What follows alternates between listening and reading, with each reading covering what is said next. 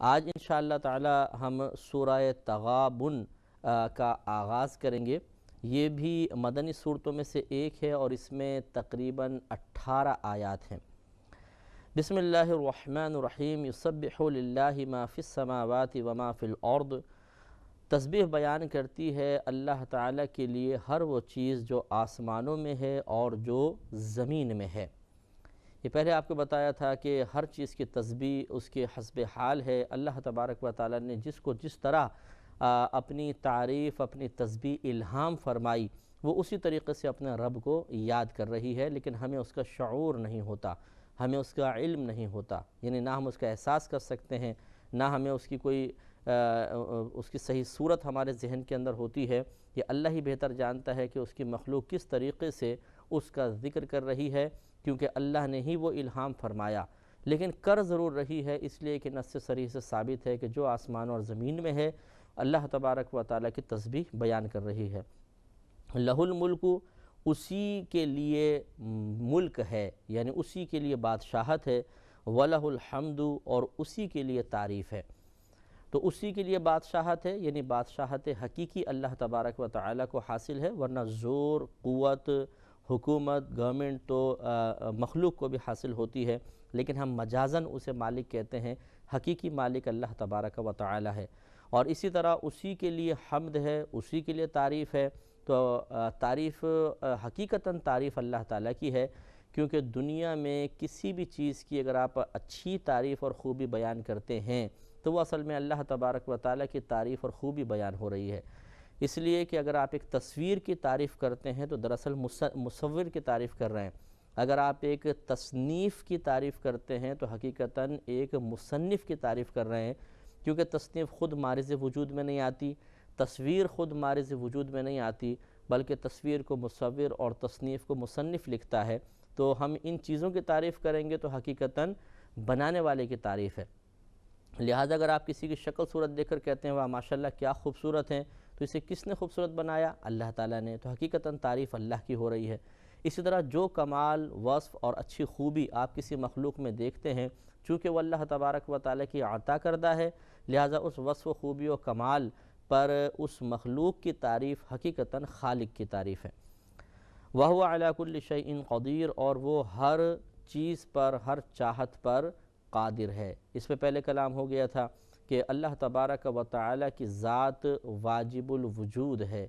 یعنی وہ اپنے وجود میں کسی دوسرے وجود کا محتاج نہیں، باقی تمام وجود اپنے موجود ہونے میں اللہ تعالیٰ کے محتاج ہیں۔ تو جو ذات اپنے وجود میں کسی کے محتاج نہ ہو اس کو واجب الوجود کہتے ہیں، اور جو اپنے وجود میں کسی دوسری چیز کا محتاج ہو اسے ممکن الوجود کہتے ہیں۔ وَالَّذِي خَلَقَكُمْ، وہ وہی ذات ہے جس نے تمہیں پیدا فرمایا، فَمِنْكُمْ كَافِرٌ، تو تم میں سے بعض کافر ہیں، وَمِنْكُمْ مُؤْمِنٌ، اور تم میں سے بعض مومن ہیں۔ وَاللَّهُ بِمَا تَعْمَلُونَ بَصِيرٌ، اور اللہ تبارک و تعالیٰ تمہارے کاموں کو یا جو کچھ تم کر رہے ہو انہیں دیکھ رہا ہے۔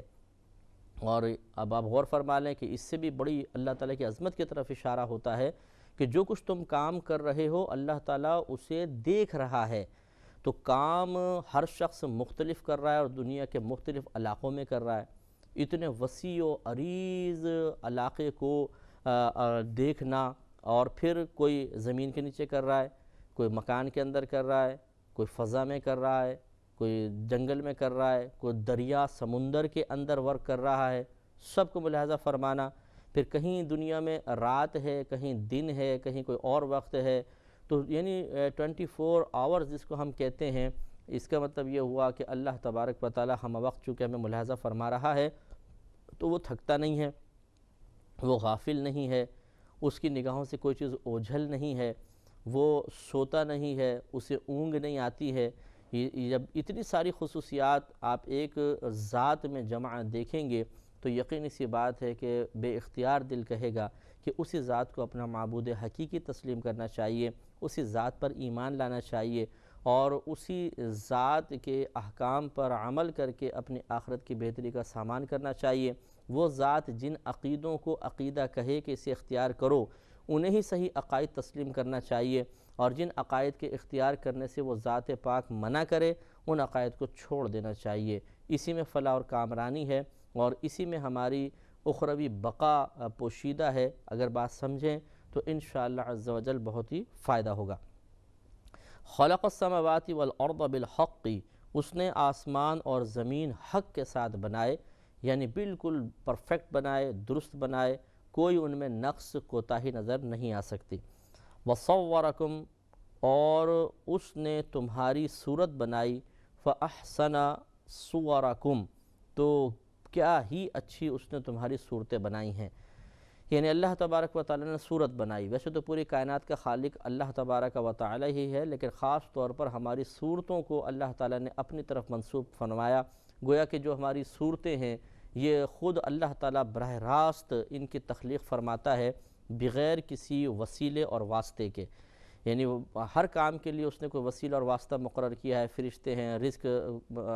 مخلوق تک پہنچانا، بارش برسانا اور دیگر مطلب موت دینا اور نام اعمال لکھنا وغیرہ وغیرہ، لیکن صورت کو اللہ تعالیٰ نے خاص اپنی طرف منسوب کیا۔ اور واقعی یہ بڑی ہی حیرت انگیز چیز ہے اگر اس پر بھی آپ غور و تفکر فرمائیں کہ اگر آپ چہرہ ناپیں گے تو عموماً ایک بالش لمبا اور ایک بالش چوڑا چہرہ ہوتا ہے، سب کے تقریباً ایسے ہی ہوتا ہے، چھوٹا بڑا تھوڑا بہت ہو جائے گا،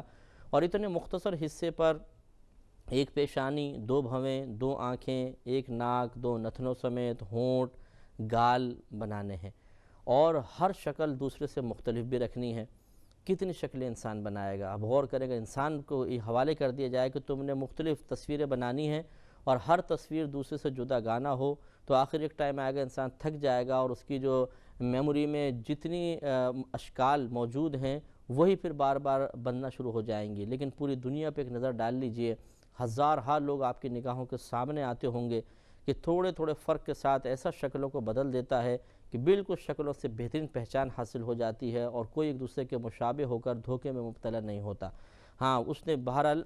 مشابہت بھی پیدا فرمائی ہے، بعض اوقات بالکل جو ٹوین ہوتے ہیں بچے عموماً وہ بالکل ایک شکل کے بھی ہو سکتے ہیں، لیکن شاذ و نادر صورت ہوتی ہے، اور اس میں بھی اللہ تبارک و تعالی کی حکمت اور بہترین صناعی پوشیدہ ہے۔ لیکن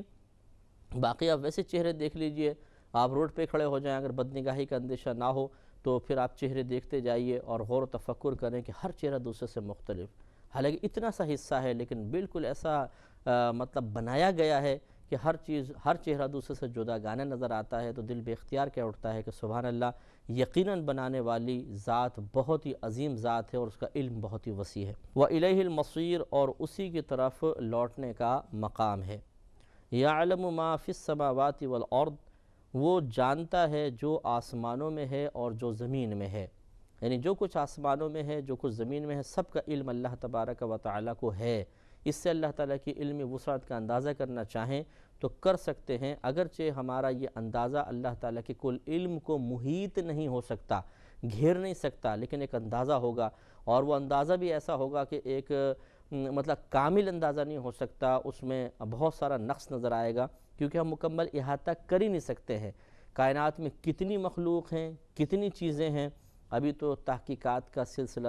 چل رہا ہے، اور ہر آنے والا دن ہمارے لیے ایک باعث حیرت ہوتا ہے۔ سائنسی ترقیاں ہمیں بتا رہی ہیں کہ کائنات میں کیا کیا موجود ہے، لیکن ہم ابھی تک صرف اپنی دنیا کا مکمل طور پہ تحقیقی جائزہ نہیں لے سکے۔ پھر خلا ہے، پھر سمندر کے اندر ہے، کوششیں جاری ہیں، لیکن جیسے آپ کو عرض کیا کہ ہر نئی تحقیق کے بعد ہزارہا چیزیں نئی مارزیں وجود میں آتی نظر آتی ہیں، حالانکہ پہلے تھیں، ہم پر منکشف بعد میں ہوتی ہیں، تو حیرت ہوتی ہے، اور اللہ تعالیٰ انہیں ہم سے پہلے جانتا ہے۔ تو اس کا مطلب یہ ہوا کہ اس کا علم بڑا وسیع ہے، اور جب اس کا علم اتنا وسیع ہے تو کوئی اس کے علم کا مقابلہ کر ہی نہیں سکتا۔ وَيَعْلَمُ مَا تُسِرُّونَ وَمَا تُعْلِنُونَ، اور وہ جانتا ہے جو کچھ تم چھپاتے اور جو کچھ ظاہر کرتے ہو،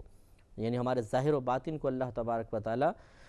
جانتا ہے۔ اس سے بھی معلوم ہوا کہ یقینی سی بات ہے کہ جو ذات اتنی وسعت علمی رکھتی ہو اور اتنی ہماری احوال سے باخبر ہو، اس ذات پر ہی ایمان لانا چاہیے، اسی اپنا معبود تسلیم کرنا چاہیے، اس رب کی بارگاہ میں ہی پیشانی جھکانی چاہیے۔ یقینی سی بات ہے کہ اگر ہم اس ذات کو اپنا رب تسلیم کر لیں گے جو اتنی عظیم علمی وسعت رکھتی ہے، جو اتنے علمی خزانے رکھتی ہے، جو دنیاوی اور اخروی خزانے رکھتی ہے، یقینی سی بات ہے اس کو جب ہم اپنا رب تسلیم کر لیں گے تو ان خزانوں میں سے ہمیں بھی حصہ دیا جائے گا۔ واللہ علیم بذات الصدور، اور اللہ تبارک و تعالی دلوں کی بات جانتا ہے۔ الم یأتکم نبأ الذین کفروا من قبل،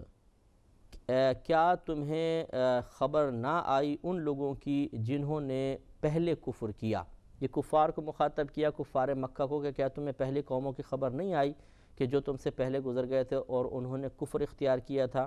فذاقوا وبال امرہم، اور انہوں نے اپنے کام کا وبال چکھا تھا، یعنی ان پر اللہ کا عذاب نازل ہوا، جس کے آثار اب بھی تم کبھی سفروں پر جاتے ہو تو ملاحظہ کرتے ہو۔ وَلَهُمْ عَذَابٌ علیم، اور ان کے لیے دردناک عذاب ہے۔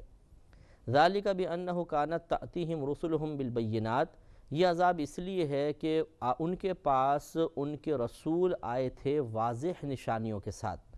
فَقَالُوا، تو انہوں نے کہا تھا کہ ابشر یہدوننا، کہ کیا ایک انسان ہمیں ہدایت دے گا؟ یعنی انہوں نے انبیاء علیہ السلام کو اپنی مثل بشر تصور کیا، اپنی مثل تصور کیا، اور پھر نگاہ حقارت سے دیکھتے ہوئے کہا کہ ایک بشر ہمیں ہدایت دے گا۔ گویا کہ ان کی تمنا تھی کہ کوئی فرشتہ نازل ہوتا، کوئی ایسی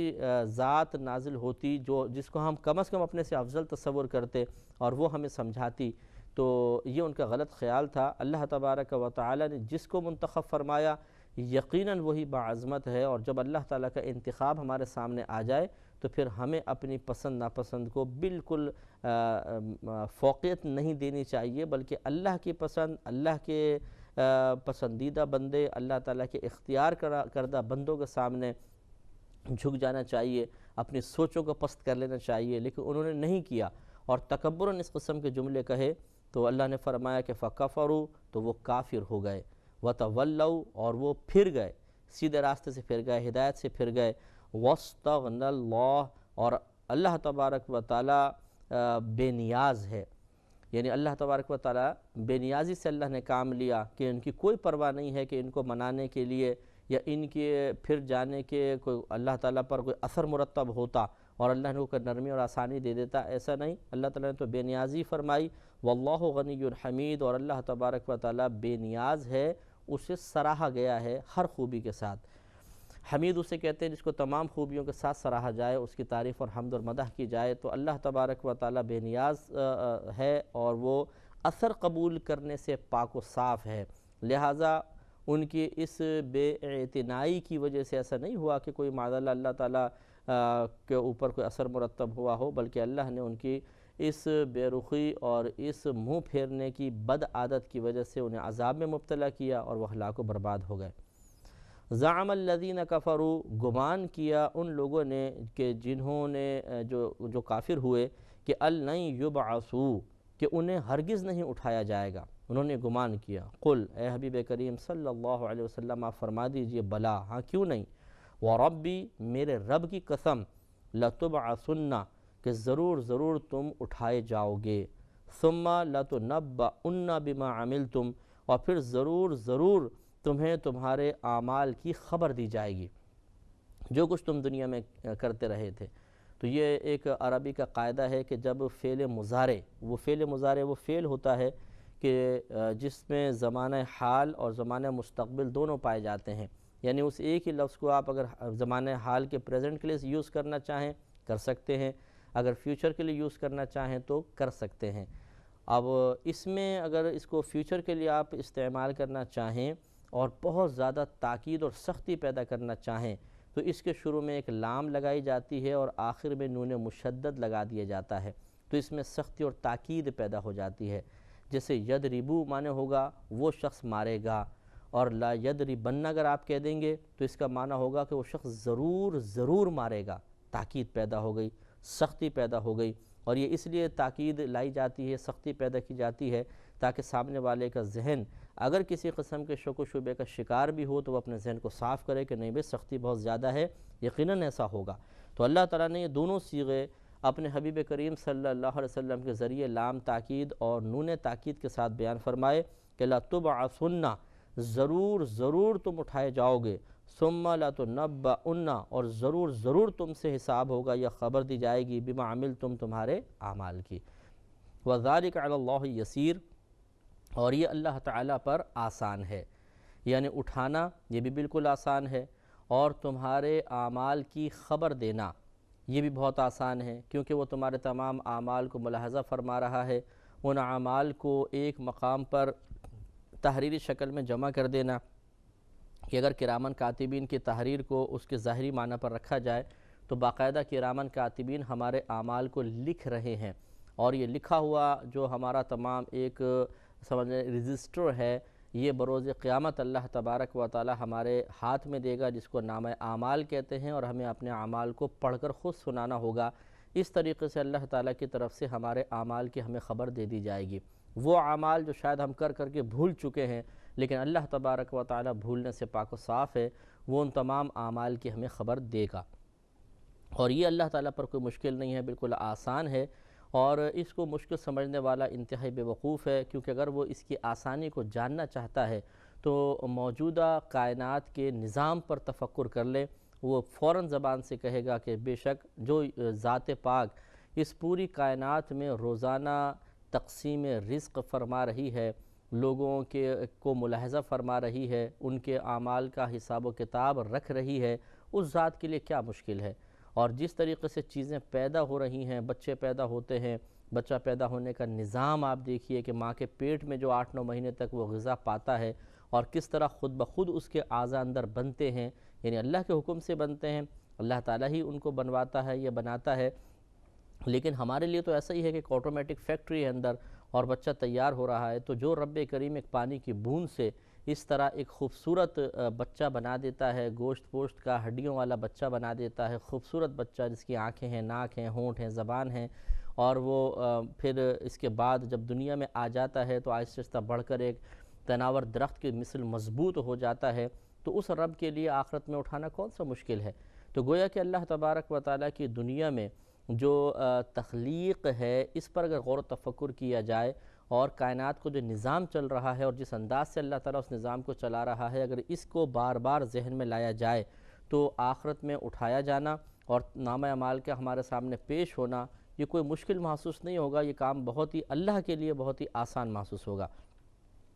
فآمنوا باللہ ورسولہ، تو ایمان لاؤ اللہ تعالیٰ پر اور اس کے رسول پر، والنوری، اور اس نور پر، الذی انزلنا، وہ جو جسے ہم نے نازل فرمایا، یعنی قرآن عظیم۔ تو لہٰذا معلوم یہ ہوا کہ یہاں حکم ہے فآمنوا باللہ، تو ایمان لاؤ اللہ تعالیٰ پر، ورسولہ، اور اس کے رسول پر، والنور الذی انزلنا، اور اس نور پر جس کو ہم نے نازل فرمایا۔ لہٰذا اس کے مخاطب پوری دنیا کے انسان ہیں، افراد ہیں، جنات ہیں، کیونکہ اللہ نے ارشاد فرمایا کہ وما خلقت الجن والانس الا لیعبدون، کہ میں نے جنوں اور انسانوں کو فقط اپنی عبادت کے لیے پیدا فرمایا۔ تو معلوم یہ ہوا کہ مکلف انسان بھی ہیں اور جن بھی ہیں، لہذا یہ خطاب تمام انسانوں اور جنات سے ہے، اور انسانوں کے اندر مسلمان بھی ہیں، کفار بھی ہیں، اہل کتاب بھی ہیں۔ گویا کہ سب کو حکم یہ ہے کہ اللہ پر ایمان لاؤ، اس کے رسول پر ایمان لاؤ، یعنی ہمارے نبی کریم صلی اللہ علیہ وسلم پر، اور اس کتاب پر، اس نور پر ایمان لاؤ جسے اللہ نے نازل فرمایا، چنانچہ قرآن کو بھی تسلیم کرنا ہوگا۔ معلوم یہ ہوا کہ اب نجات موقوف ہے اس بات پر کہ اگر کوئی کیسا بھی، چاہے وہ اللہ کی وحدانیت کا قائل ہو، دیگر تمام انبیاء علیہم السلام کو مانتا ہو، لیکن اب اسے ہمارے نبی پر ایمان لانا ہوگا، قرآن پر ایمان لانا ہوگا، تو ہی نجات ہو سکتی ہے، ورنہ اس کے علاوہ نجات کے دروازے بند ہیں۔ واللہ بما تعملون خبیر، اور اللہ تبارک و تعالی ان کاموں کو جو تم کر رہے ہو ان کی خبر رکھتا ہے، ان کو جانتا ہے۔ یوم یجمعکم لیوم الجمع ذالک یوم التغابن، جس دن تمہیں جمع فرمائے گا، جمع ہونے کا دن، یعنی جس دن جو جمع ہونے کا دن ہے، اس دن میں جب اللہ تعالیٰ تمہیں جمع فرمائے گا، ذالک یوم التغابن، وہ دن ہے ہار والوں کی ہار کھلنے کا دن، یعنی جس دن وہ دن قیامت کا دن، جو لوگ اس میں ہار گئے ہیں، یعنی وہ اس کی تیاری میں ناکام رہے، چاہے اس طرح کے کفر و شرک اختیار کیا، چاہے اس طرح کہ ان کو ایمان کا موقع ملا لیکن وہ مرتد ہو گئے معاذ اللہ ثم معاذ اللہ، یا اس طرح کہ انہوں نے ایمان کا اظہار تو کیا لیکن باطن میں ایمان کو جگہ نہ دے سکے، جیسے منافقین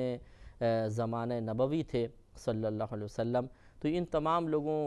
کا خسارے کا دن ہوگا، یہ جان جائیں گے اس دن کہ آج تو ہماری ہار کا دن ہے، ہم ہار چکے ہیں، ناکام ہو چکے ہیں۔ وَمَن يُؤْمِن بِاللَّهِ، اور جو شخص ایمان لائے اللہ تعالیٰ پر، وَيَعْمَلْ صَالِحًا، اور وہ نیک کام کرے، یکفر، تو اللہ تبارک و تعالیٰ دور فرما دے گا عنہ سیئاتہ، اس سے اس کی برائیوں کو۔ تو یہ اللہ کا وعدہ ہے کہ جو اللہ پر ایمان لے آئے اور پھر وہ نیک اعمال کرے تو ان دو چیزوں کی برکت سے اللہ تبارک و تعالیٰ اس کی تمام برائیوں کو اس سے دور کر دے گا۔ اور یہی بخاری شریف کی حدیث کا مفہوم بھی ہے کہ نبی کریم صلی اللہ علیہ وسلم نے ارشاد فرمایا کہ کسی کا اسلام لانا اس کے سابقہ زندگی کے تمام گناہوں کا کفارہ بن جاتا ہے۔ اسلام سابقہ تمام قصوروں کو ڈھا دیتا ہے، گرا دیتا ہے۔ تو معلوم یہ ہوا کہ اگر کوئی غیر مسلم آج مسلمان بن جاتا ہے، مسلمان اسلام کو قبول کر لیتا ہے، تو اللہ تعالیٰ اس کی سابقہ زندگی کے تمام خطائیں بخش دے گا، ایک ایک صغیرہ کبیرہ گناہ بخشا جائے گا۔ وہ بالکل ایسا ہو جائے گا جیسے آج ہی اپنی ماں کے پیٹ سے پیدا ہوا اور اب نئے سرے سے سمجھ لیں وہ اپنی زندگی کا آغاز کرے گا، اور اللہ تبارک و تعالیٰ اس کو مزید انعامات سے بھی نوازے گا اگر وہ نیک عمل استقامت سے کرتا رہا۔ لہٰذا آگے ارشاد فرمایا کہ وَيُدْخِلْهُ جَنَّاتٍ تَجْرِي، اور داخل کرے گا اسے ایسے باغات میں کہ جاری ہیں من تحتها الانہار، اس کے نیچے سے نہریں، خالدین فیہا ابدا، وہ اس میں ہمیشہ رہیں گے۔ اللہ کا وعدہ ہے، ایک دفعہ ایمان لے آئیے یا کوئی بھی شخص ایمان لے آئے اور اس پہ استقامت حاصل کرے، اس کے ایمان لانے کی صورت میں جو پریشانیاں اس کی طرف متوجہ ہوں مردانہ وار ان کا مقابلہ کرتا رہے، نیک اعمال کا ارتکاب کرے، گناہوں سے اجتناب کی کوشش جاری رکھے، تو پھر اللہ تبارک و تعالیٰ اسے جب موت دے گا اس کے بعد سے ہی اس کے لیے راحتوں کا سلسلہ شروع ہو جائے گا کہ قبر میں اس کی قبر انشاءاللہ جنت کے باغوں میں سے ایک باغ بن جائے گی۔ پھر جب میدان محشر میں اٹھے گا، عزت اور اعلیٰ مقام، انبیاء علیہ السلام کا قرب اس کو حاصل ہوگا، پھر انتہائی شان کے ساتھ وہ جنت میں داخل ہوگا، اور جنت میں دخول کے بعد پھر باہر نکلنا نہیں ہے۔ جو جنت میں چلا گیا انشاءاللہ اللہ کا چونکہ حکم ہے ہمیشہ ہمیشہ وہ جنت میں رہے گا اور وہاں کی نعمتیں اور راحتیں حاصل کرتا رہے گا۔ اور اللہ تعالیٰ نے فرمایا کہ ذالک الفوز العظیم، یہی بڑی کامیابی ہے کہ انسان، حقیقی کامیابی اور بڑی کامیابی یہی ہے کہ انسان ایسی منزل تک پہنچ جائے کہ جس کے بعد زوال ہی نہ ہو، نہ زوال عزت ہو، نہ زوال حسن ہے، نہ زوال صحت ہے، نہ زوال زندگی ہے۔ کیونکہ جو جنت میں چلا جائے گا، تو یہ بخاری کی روایت رحمت کونین صلی اللہ علیہ وسلم غیبی خبر دیتے ہوئے ارشاد فرماتے ہیں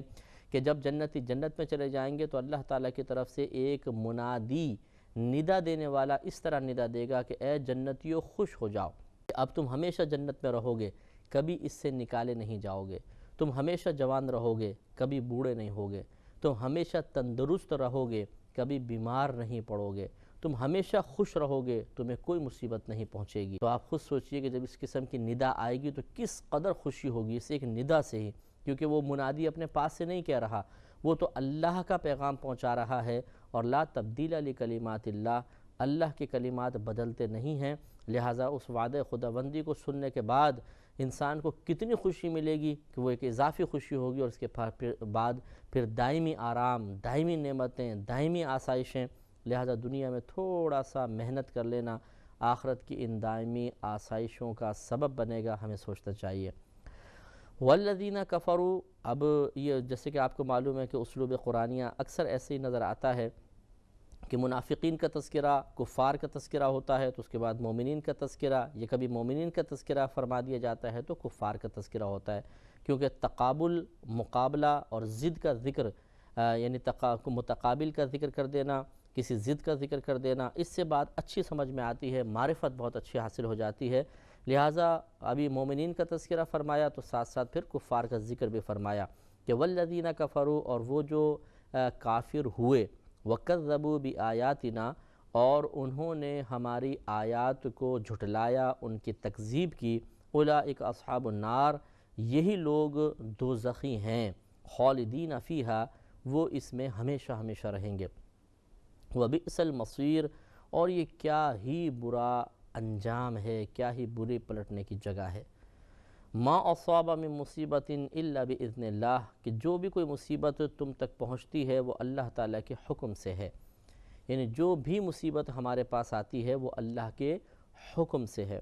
قرآن پاک میں اللہ تبارک و تعالیٰ نے مصیبت کے آنے کے مختلف اسباب ذکر فرمائے۔ کہیں تو یہ فرمایا کہ ہم تمہیں ضرور آزمائیں گے، کچھ جانوں مالوں پھلوں کی کمی سے، کچھ خوف سے، کچھ ڈر سے، کچھ بھوک سے ہم تمہیں آزمائیں گے۔ کہیں یہ فرمایا کہ جو کچھ مصیبت تم تک پہنچتی ہے وہ تمہارے اعمال شامت اعمال ہے، تمہارے اعمال کا نتیجہ ہے۔ اور کہیں اللہ نے فرمایا کہ اللہ کے حکم سے تم تک مصیبت پہنچتی ہے۔ تو مطلب یہ ہے، یہ تمام آیات اپنے مقام پہ ان میں کوئی تعارض نہیں ہے۔ کبھی تو ایسا ہوتا ہے کہ ہماری شامت اعمال کی بنا پر مصیبت ہماری طرف متوجہ ہوتی ہے، جیسے چور چوری کرنے جائے اور پکڑا جائے اور اس کو مارا پیٹا جائے، یہ اس کے لیے مصیبت ہے۔ تو اس مصیبت کو کوئی اللہ نے تو اس پہ مسلط نہیں کیا، حقیقتاً دیکھا جائے اس کی آزمائش کے لیے تو مقرر نہیں کیا، بلکہ خود اس نے اس مصیبت کو اپنے لیے دعوت دی ہے، تو اس کی شامت اعمال کا نتیجہ ہوا۔ اور کبھی ایسا ہوتا ہے کہ انسان کوئی ایسا عمل نہیں کرتا کہ جس سے کوئی مصیبت اس کی طرف متوجہ ہو، وہ نیک بھی ہے، پرہیزگار ہے، اچھا اعمال کر رہا، اچانک کوئی مصیبت آ گئی اس پر، ناگہانی آفت آ گئی، یہ اللہ کی طرف سے ہوتی ہے، بطور آزمائش ہوتی ہے، اس پہ صبر و تحمل کرنا چاہیے۔ تو ارشاد فرمایا کہ ما اصاب من مصیبت، نہیں پہنچتی ہے کوئی مصیبت الا باذن اللہ، مگر اللہ تبارک و تعالیٰ کے حکم سے۔ ومن یؤمن باللہ، اور جو اللہ تبارک و تعالیٰ پر ایمان لائے، یہدی قلبہ، تو اللہ تعالیٰ اس کے دل کو ہدایت عطا فرمائے گا۔ یعنی جو اللہ پہ ایمان لے آئے، صدق دل کے ساتھ، سچے دل کے ساتھ، تمام شرعی تقاضوں کو ملحوظ رکھتے ہوئے، پورا کرتے ہوئے، تو اللہ تعالیٰ اس کے دل کو پھر استقامت عطا فرما دیتا ہے، اور اس کا قلب کسی اور جانب مائل نہیں ہوتا ہے۔ واللہ بکل شیء علیم، اور اللہ تبارک و تعالیٰ ہر شے کو جاننے والا ہے۔ وَأَطِيعُوا اللَّهَ وَأَطِيعُوا الرَّسُولَ، اور اللہ تبارک و تعالیٰ کی اطاعت کرو اور اس کے رسول کی اطاعت کرو۔ اطاعت کا مطلب حکم مانو، کہنا مانو، جو اللہ نے فرمایا اس کو مانو، جو رسول ارشاد فرمایا اس کو مانو۔ صرف یہ بھی کہہ دینا کافی تھا کہ اللہ کا حکم مانو، لیکن ساتھ ساتھ رسول کا تذکرہ بھی فرمایا، تو یہ اشارہ ہے اس طرف کہ بعض احکام اللہ تبارک و تعالیٰ نے قرآن پاک میں بیان فرمائے، اور بعض احکام ایسے ہوں گے جو قرآن کے علاوہ آپ کو ملیں گے، وہ نبی کریم صلی اللہ علیہ وسلم کی طرف سے اللہ تعالیٰ کے حکم سے ہی ہیں، لیکن نبی کریم کی طرف سے وہ احکام ہم تک آئے، جن احکام کو حاصل کرنے کا وسیلہ اور ذریعہ، یا ان کی معرفت کا وسیلہ اور ذریعہ حدیث ہے۔ تو یہ حدیث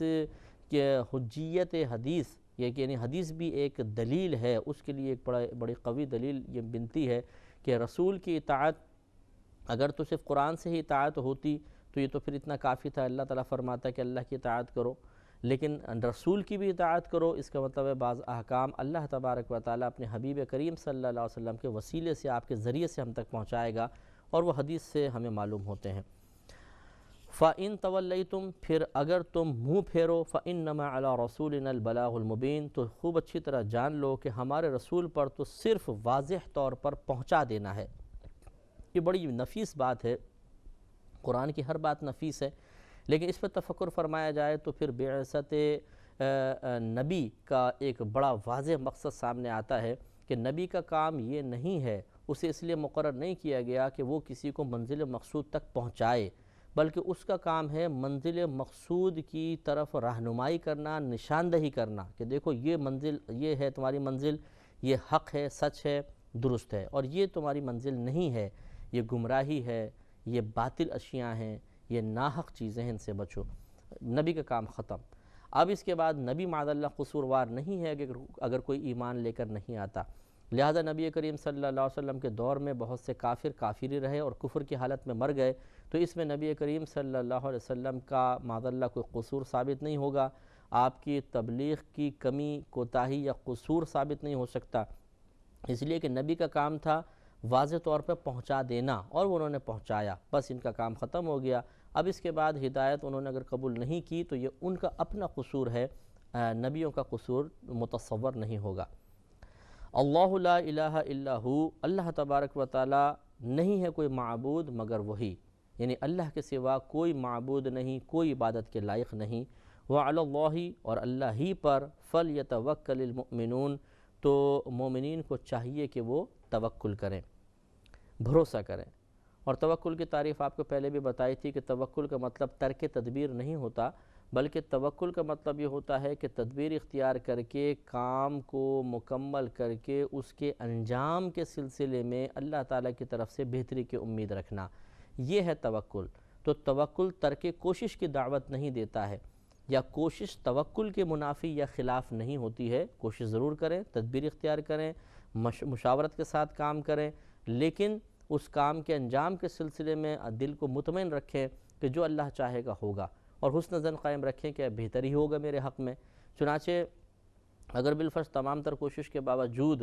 کام کا نتیجہ ہماری مرضی کے خلاف نکلا تو ہمیں پھر گھبرانا نہیں چاہیے کہ اتنی محنت کی اور یہ ہوا۔ ٹھیک ہے، اللہ تعالیٰ کی مشیت اور مرضی یہی ہے، اور اسی پر ہمارا توکل اور بھروسہ تھا۔ اگر اس نے اپنی حکمت سے ہماری توقع کے مطابق نتیجہ فراہم نہیں کیا تو یہ بات کوئی شکوہ شکایت کے قابل نہیں ہے۔ اللہ تعالیٰ کے ہم تابع ہیں، اللہ تعالیٰ کے اطاعت کرتے ہیں، ہماری پسند ناپسند اللہ تعالیٰ کی پسند کے تابع ہے۔ ناپسند جو چیز اللہ ناپسند کرتا ہے ہم اسے ناپسند کریں گے، تو یہ مقام اعتراض نہیں بلکہ یہ مقام سمجھ لیں امتحان کا ہے کہ ہم اللہ تعالیٰ کی مرضی کو فوقیت دیں اور اپنی مرضی کو اس کے تابع کر دیں۔ 14ویں آیت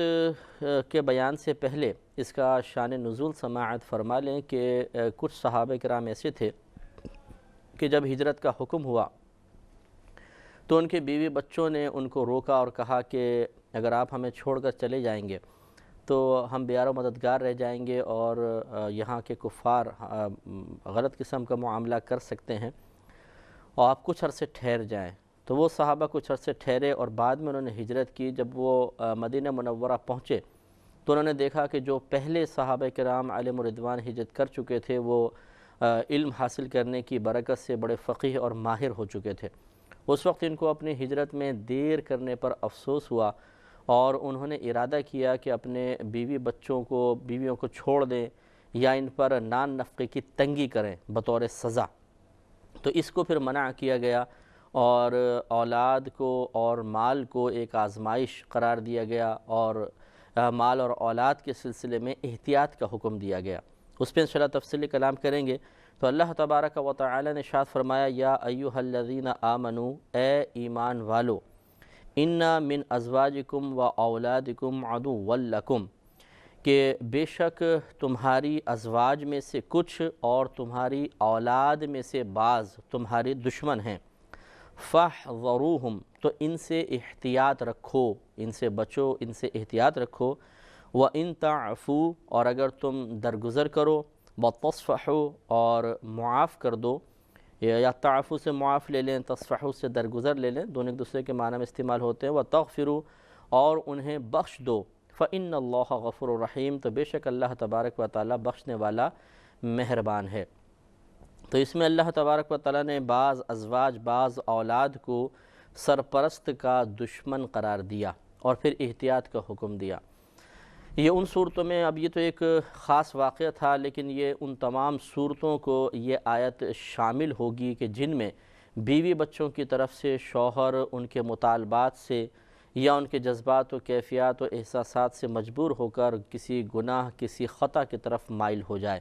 تو یہ ہوشیار کیا جا رہا ہے کہ ایسا نہ ہو کہ تمہارے بیوی بچوں کی محبت تمہارے لیے کسی گناہ کا سبب بن جائے، تو بہت ہی احتیاط کرو۔ لیکن اگر وہ بتقاضائے بشریت کوئی ایسا مطالبہ کر بیٹھتے ہیں یا ان کی طرف سے کچھ ایسی حرکات کا صدور ہوتا ہے کہ جن کی بنا پر تم کوئی خطا کر بیٹھو، تو بہت زیادہ شدت کا اب جواب میں مظاہرہ نہ کرو، بلکہ درگزر سے کام لو، احتیاط کرو، اور آئندہ پھر ان کے ان جذبات و احساسات یا کیفیات اور مطالبات کی پیروی کرنے سے یا ان کے تقاضے کے مطابق عمل کرنے سے رکنے کی کوشش کرو۔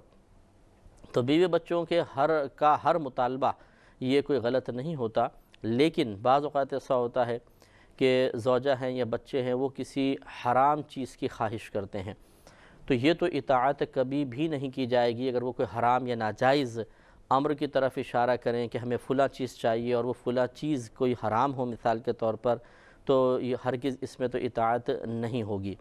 پھر اس کے بعد ان کے بعض مطالبات ایسے ہوتے ہیں جو شوہر کی استطاعت سے باہر ہوتے ہیں۔ زوجہ مثال کے طور پہ بہت ہی اچھے گھر کا، کسی اعلیٰ علاقے میں، اچھے علاقے میں گھر کا مطالبہ کرتی ہے، بہت زیادہ کپڑوں کا، عالی شان زیور کا مطالبہ کرتی ہے، کچھ اور ضروریات زندگی جو ہم نے بنائے ہوتے ہیں حقیقتاً ضروریات زندگی نہیں ہوتے، ان کو قائم رکھنے کے لیے، ان کو حاصل کرنے کے لیے اخراجات میں اضافے کا مطالبہ کرتی ہے۔ بچے بھی اسی طرح بعض اوقات اپنی خواہشات کے لیے مطالبہ کرتے ہیں جو فی نفسی ہی حرام نہیں ہوتا، یہ مطالبہ تو یا وہ جس چیز کا مطالبہ کر رہے ہیں اس کا وہ جائز محسوس ہوتی ہیں، لیکن ہوتا یہ ہے کہ جب ان کے مطالبوں کی کثرت اور مطالبوں کی لسٹ زیادہ ہو جاتی ہے، بڑھ جاتی ہے، تو شوہر ان مطالبات کو پورا کرنے کے لیے محسوس کرتا ہے کہ حلال کے ذریعے ایسا ممکن نہیں ہے تو پھر مجبور ہو کر وہ حرام کی طرف بڑھتا ہے اور ان کی خواہشات نفسانی کو پورا کرنے کے لیے حرام کماتا ہے۔ اور اس طریقے سے بیوی بچے نادانستہ طور پہ، حالانکہ انہوں نے کوئی حرام نہیں کہا کہ حرام کماؤ، حرام کی طرف جاؤ، لیکن ان کو یہ خود سوچنا چاہیے تھا کہ جب شوہر کا ذریعہ آمدنی قلیل ہے تو اتنے بڑے بڑے مطالبات وہ اس تھوڑی سی آمدنی سے کیسے پورے کرے گا، لیکن وہ اپنے مطالبات جاری رکھتے ہیں اور شوہر پھر بعض اوقات مجبور ہو کر حرام کی طرف بڑھ جاتا ہے اور یہ کام ہو جاتا ہے۔ تو اس قسم کے مطالبات کو بھی پورا کرنا منع ہوتا ہے کہ جس کی بنا پہ انسان حرام کی طرف بڑھ جائے۔ پھر بعض اوقات ایسا ہوتا ہے کہ مطالبات بالکل نہیں ہوتے، بلکہ ان کے کیفیات، ان کے جذبات، ان کے احساسات اور ان کے رویوں کے اندر فرق انسان محسوس کرتا ہے۔ مثال کے طور پہ گھر میں داخل ہوا، بیوی روٹھی روٹھی سی ہے، بچوں کے منہ بنے ہوئے ہیں، اب بھئی کیا ہو گیا جی؟ وہ فلاں دیکھیں وہ خاندان والے کے پاس انہوں نے مثلا گھر میں اے سی لگوا لیا ہے، فلاں نے کار لے لی ہے، فلاں نے نیا رنگ کروایا ہے، فلاں کے بچے فلاں اسکول میں پڑھ رہے ہیں۔ اب وہ کچھ بھی نہیں مطالبہ کر رہے، بس خبریں دے رہے ہیں، لیکن شوہر خود سمجھ جاتا ہے کہ ان کو احساس محرومی ہو رہا ہے، میرے بچے احساس کمتری کا شکار ہیں۔ پھر وہ جب رات میں بستر پہ لیٹتا ہے تو اس کے ذہن میں بچوں کے جملے، زوجہ کے جملے، اس کے چہرے کی افسردگی اور بچوں کے کملائے ہوئے چہرے منڈلانا شروع کر دیتے ہیں، اور وہ دل میں پختہ ارادہ کر لیتا ہے کہ ان اداس چہروں پر خوشی کی لہر دوڑا کر ہی دم لوں گا۔ پھر وہ عمل شروع کر دیتا ہے اور پھر اسی ناجائز تک بڑھ جاتا ہے۔ تو یہ بھی بیوی بچوں کے لیے ایک ضروری چیز ہوتی ہے کہ وہ باپ کو اس قسم کا رویہ اس کے سامنے پیش نہ کریں کہ اسے حرام کی طرف بڑھنے پر مجبور کر دیں۔ پھر بعض اوقات ایسا بھی ہوتا ہے، اس میں بھی یہ بھی ایک مطلب توجہ طلب بات ہے اور جس کی احتیاط، فاحذروہم، تو تم ان سے احتیاط کرو۔ اس احتیاط کا ہی تقاضا ہے کہ بعض اوقات بیوی بچوں کا مطالبہ ایک بالکل معمولی اور جائز چیز کے لیے ہوتا ہے جس کو بآسانی شوہر پورا کر سکتا ہے، لیکن جب وہ ان مطالبات، جائز مطالبات کو پے در پہ پورا کرنا شروع کرتا ہے تو اپنے مطالبات منوانے کی ایک عادت سی پڑ جاتی ہے۔ اس کا نقصان یہ ہوتا ہے کہ پھر کبھی اگر شوہر ان کا کوئی مطالبہ پورا نہیں کر پاتا تو جذبات بغاوت ابھرتے ہیں۔ مثال کے طور پہ بچوں نے ایک خواہش کی، فلاں چیز چاہیے، لا دی، دوسری لا دی، تیسری لا دی، چوتھی لا دی۔ اب پانچواں مطالبہ کیا اور باپ کو کا بجٹ اس وقت اجازت نہیں دے رہا یا اور کوئی مصلحت ہے، تو پھر وہ بچے بدظن ہو جاتے ہیں، کیونکہ انہیں ایک مطالبات منوانے کی عادت سی پڑ جاتی ہے۔ اس وقت وہ اپنے والد کی مجبوریوں کو مجبوری نہیں سمجھتے، وہ سمجھتے ہیں کہ یہ بخیل ہیں، یہ ظلم کر رہے ہیں، جان بوجھ کے ہمارا مطالبہ رد کر رہے ہیں، محبت میں کمی آ گئی ہے۔ اور زوجہ بعض اوقات اس قسم کے بعض ازواج ایسی ہوتی ہیں جو تانے بھی دیتی ہیں، پہلے تو تم بڑا لاتے تھے، منہ سے ہماری آواز نکلتی تھی اور تم لا کر دے دیا کرتے تھے، اب کیوں نہیں لے کر آ رہے؟ اب شوہر بیچارہ لاکھ عذر بیان کرے، کوئی عذر قابل قبول نہیں تم جھوٹ بول رہے ہو، نہیں تم بہانے بازی کر رہے ہو، ضرور تم نے کوئی اور شادی تو نہیں کر رکھی۔ فوراً عورتوں کو تو فوراً کے بلب جلتا ہے ذہن کے اندر کہ شوہر نے شاید دوسری شادی کر رکھی ہے اور ادھر پیسے دے رہا ہوگا، یا پھر یہ کہ تم اپنے ماں باپ اور بھائی بہنوں کو پیسہ بھر رہے ہوگے، بچوں کی خواہشیں پوری نہیں کر رہے، فلاں جگہ پیسہ دے رہے ہو۔ اب شوہر چاہے لاکھ عذر پیش کرے، بہت سے گھر ایسے ہیں جن میں اس قسم کے معاملات ہوتے ہیں کہ اس کی عذر کو جھوٹ کا نام دے دیا جاتا ہے، اس کو بخل کا نام دیتے ہیں، ظلم کا نام دیتے ہیں، بے توجہی کا نام دیتے ہیں، جذبات سے عاری ہو جانے کا نام دیا جاتا ہے، اور اس طرح اس کی دل آزاری ہوتی ہے، اور پھر بعض اوقات وہ بیچارہ مجبور ہو کر ان کے مطالبات پورے کرتا ہے، اگر اس میں استطاعت نہیں ہوتی کسی سے قرضہ لیتا ہے، کیسے بھی کرتا ہے، اور یوں معاملات بگڑ جاتے ہیں۔ اس لیے ذرا توجہ کرنی چاہیے کہ گھر کا نظام آپس میں باہمی تعاون سے چل سکتا ہے اگر شوہر میں استطاعت ہے تو بڑے قاعدے ضابطے اصول کے ساتھ وہ اپنے گھر والوں کو آسائش فراہم کرے، یہ بھی منع نہیں ہے۔ نبی کریم صلی اللہ علیہ وسلم نے ارشاد فرمایا جو اپنے گھر والوں پر فراخی رکھے گا اللہ تبارک و تعالیٰ اسے وسعت عطا فرمائے گا۔ ہمارے یہاں بعض اوقات ایسا ہوتا ہے کہ دوستوں پہ خرچ کر دیا جاتا ہے لیکن بیوی بچوں پہ خرچ کرتے ہوئے بخل محسوس ہوتا ہے، انہیں لمیٹڈ چیزیں لا کر دیتے ہیں، دوستوں پہ لاکھوں روپے خرچ ہو جاتے ہیں، یہ غلط چیز ہے۔ بیوی بچوں کو جہاں تک انسان آسائش آرام مہیا کر سکتا ہے وہ اس اپنے حسب استطاعت کرے، لیکن ذہنی طور پہ ان کو اس طرح تیار رکھے کہ اگر خدا نہ خواستہ کبھی بھی ایسا ہوا کہ میری طرف سے کوئی کوتاہی ہوئی اور وہ اللہ تبارک و تعالیٰ کی طرف سے کسی آزمائش کا نتیجہ ہو، تو تم میرے ساتھ تعاون کرنا اور ذہنی لحاظ سے میرے ساتھ ہی رہنا اور مجھے قلبی یا ذہنی اذیت میں مبتلا نہ کرنا، یہ تربیت ضروری ہے۔ تو جانبین سے اس کو سوچنا چاہیے۔ بہرحال یہ خلاصہ کلام ضرور ہے کہ شوہر یا گھر کا سرپرست اپنے بیوی بچوں کی وجہ سے اگر کسی گناہ میں مبتلا ہو رہا ہو اور وہ سمجھتا ہے کہ ان کی مطالبات یا ان کی عادات و اطوار یا ان کی محبت میں بہت زیادہ اضافہ مجھے کسی گناہ کی طرف مائل کر رہا ہے، تو ایسے بیوی بچوں کو اللہ تبارک و تعالیٰ نے انسان کی آخرت کے سلسلے میں دشمن قرار دیا ہے اور اس معاملے میں احتیاط کا حکم دیا ہے۔ اب معاملہ واضح ہے، ہمارے سامنے ہے، ہمیں خود احتیاط کرنا چاہیے، اپنا محاسبہ کرنا چاہیے اور غور و تفکر کرنا چاہیے کہ ہم کس اسٹیج پر ہیں اور کیا ہمارے کسی عمل سے گھر والوں کی خود عادت تو نہیں بگڑ رہی، یا وہ بگڑے ہوئے تو نہیں ہیں اور میں ان کے بگاڑ کے اندر اور اضافے کا سبب بن رہا ہوں، یہ نقصان کا باعث بنتا ہے، احتیاط کرنی چاہیے۔